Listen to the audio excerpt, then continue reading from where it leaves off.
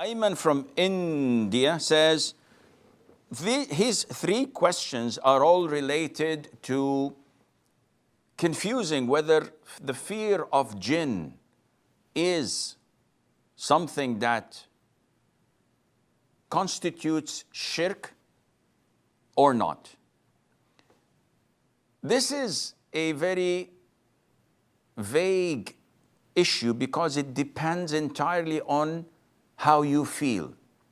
If I'm sitting in a room and I have this fear of jinn that either pushes me to call them, to seek refuge in them, to offer sacrifice for them, to avoid things that may alarm them. As many people say, tomorrow I have an interview, knock on wood. Hey, why are you knocking on wood? So that the jinn would not hear, the jinn would not disturb this good thing that's happening to me. This is shirk. Normal fear that is a human nature is not shirk. So if I see a jinn in front of me, standing in front of me, would I be scared or not? Hell yes. If I see a lion standing in front of me, will I be scared?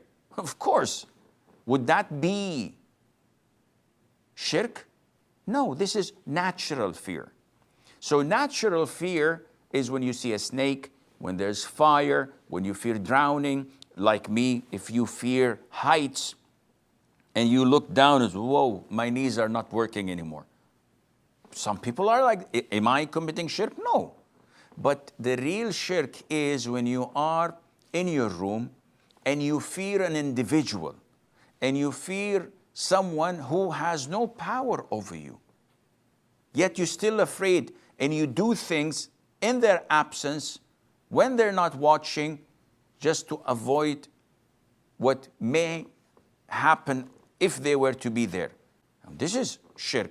So most likely, all of what you have mentioned and the confusion, some people say, I'm afraid that the coronavirus, COVID-19, I thought that it was from the jinn. Or I thought that cancer was from jinn. So what? Isn't this shirk, a shirk, Sheikh? No, it's not shirk. It can be a cause. We know that the plague, as the Prophet told us, is the pinching of our brethren from the jinn. So it's caused by the jinn, we know that. And there is a big possibility that the jinn can also cause cancer. Maybe, maybe not. But it is not shirk to believe that because this is part of Allah's decree.